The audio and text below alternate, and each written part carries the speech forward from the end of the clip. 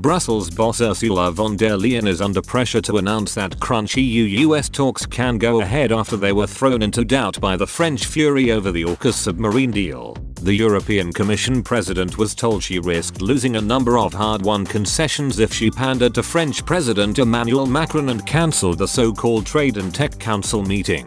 The concerns were voiced by members of her top team of Eurocrats and a number of EU member states. Mrs von der Leyen was said to be weighing up her options after Australia reneged on its deal to buy 12 French-built submarines in favour of a tech-sharing deal with the US and UK. Paris has also encouraged the EU's most senior official to walk out of trade negotiations with Canberra as a result of the submersible snub. Officials fear that a number of concessions brokered with Washington in recent weeks could be lost if they are not announced at the EU-US talks as planned in Pittsburgh on the 29th of September. A source said, "The stakes are high. The Netherlands, Belgium, Denmark and Ireland have all defied French opposition to call for the talks to go ahead as planned." EU Commission Vice President Valdis Dombrovskis said no formal decision had been taken on whether to confirm the meeting.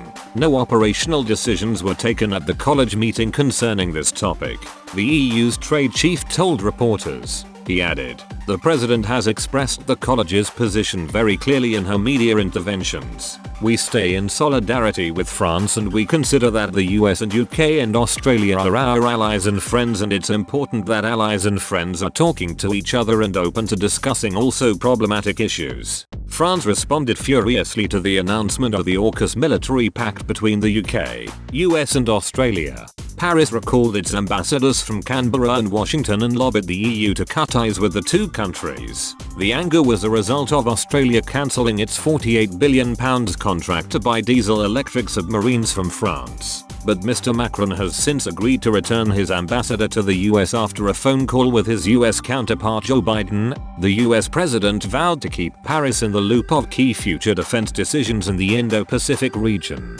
In a joint statement, they said, the two leaders agreed that the situation would have benefited from open consultations among allies on matters of strategic interest to France and our European partners. President Biden conveyed his ongoing commitment in that regard. It added, "The two leaders have decided to open a process of in-depth consultations aimed at creating the conditions for ensuring confidence and proposing concrete measures toward common objectives." President Biden reaffirms the strategic importance of French and European engagement in the Indo-Pacific region.